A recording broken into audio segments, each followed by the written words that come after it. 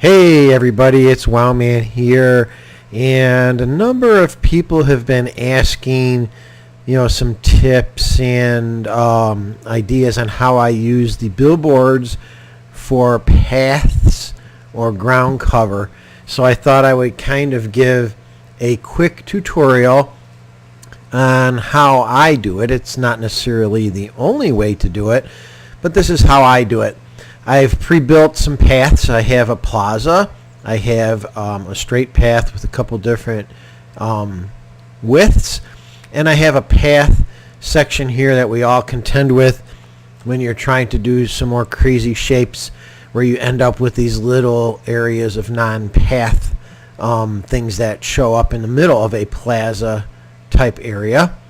I've also selected a couple different size billboards and a building accessory. It's like a concrete post that I use a lot when I do this technique.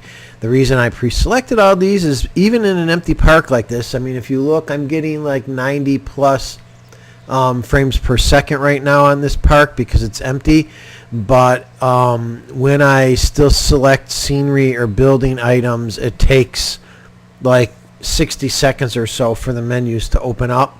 So just to try to keep this video moving along without doing a lot of editing, I decided just to pre-add a few things, because if I click on them and I copy and replace them, that part goes smoothly.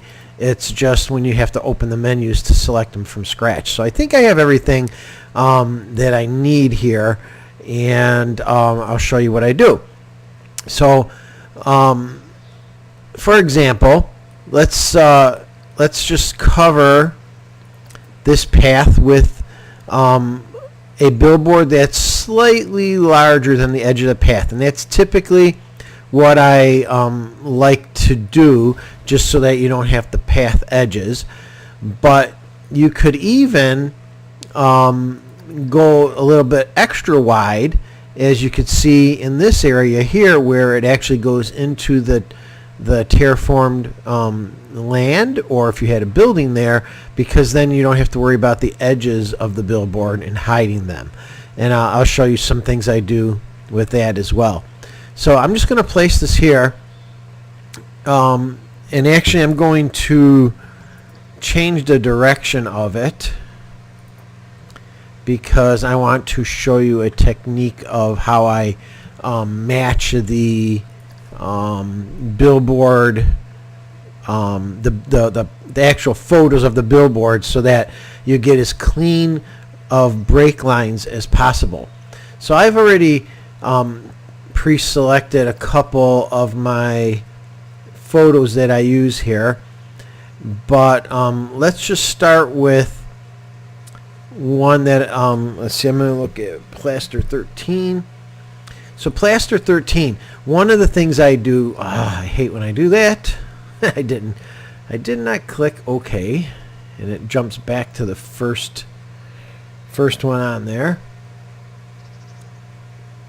So one of the first things I do when selecting billboards, especially for ground covers, is you try to pick a billboard that has more of a generic type pattern.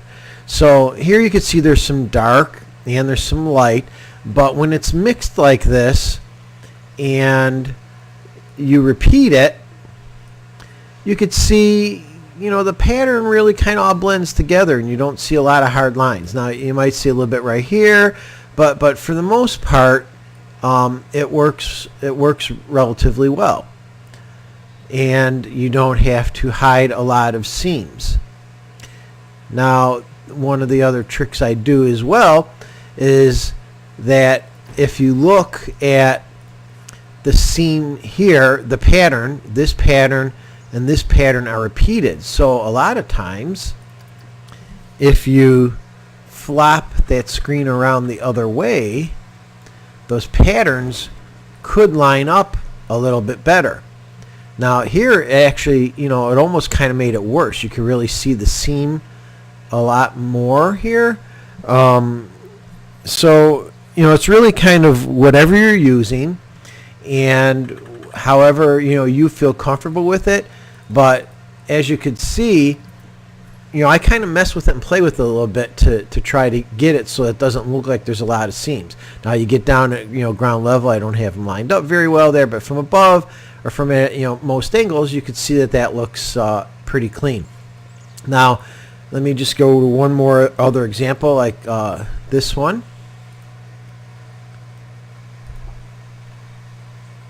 I am terrible at clicking OK for some reason today. And this one. So again, this is a pattern that is relatively consistent throughout the entire photo, so the seam lines don't look as harsh. Now, for example, if you pick something that has a little bit more of an extreme pattern like this, that's what you have to try to avoid.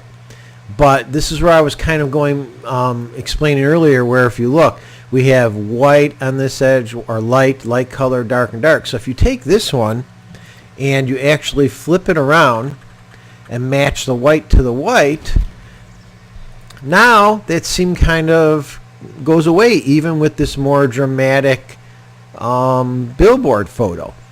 And same thing goes if you want to play with it a little bit and match up the dark colors. So you could do this and match up the dark colors, and once again the seam may not be as prevalent if you match up like patterns. So that's basically how I pick and do this so that you don't see the lines as much. Now, one of the other things that I'll do, though, is, like I said, I'll try to hide the borders. So in this case, I'll pull the billboard up here underneath the ground that was terraformed. And you could either form it beforehand or afterwards. But if you play with that a little bit, won't let me go too close to the path right now. But a lot of times what I'll do is do that, or place rocks on the edge or something like that. So now you're going to see one of my lags because I'm going to click the scenery button. So I keep talking while we wait for it to open up. But one of the other things I do is I'll make the billboard placement a lot wider than the path, like you see in this case right here. And the reason for that is so that you can make paths look like they're wider than they really might be in the game, but in reality the guest will just be walking down the center of it, but the look and feel of it can make it look a lot wider than it really is. So for example, if you place some rocks here to hide the edge, you could see overall that pathway may look larger than it really is. And even when you place benches, you place them on the outside, and you kind of see where the path may end when you do this, but it still gives the illusion that the path might be a little bit wider than it actually is. And another good example of that is I'm going to click buildings here, and we'll wait a second for the building tab to open up. Oh, I'm sorry. Yeah, building's fine. And I'll show you how you could use this wider billboard technique to even hide some of the offshoot pathways. And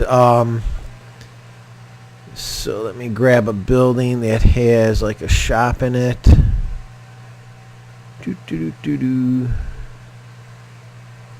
Oh, I can't find one.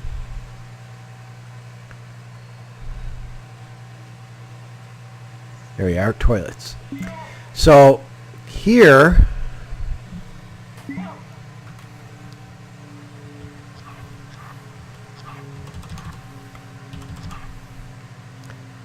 we will bring it so that the path connects. So now you can see the path connected from the main path. And again, if you just bring the billboard over, you could hide all those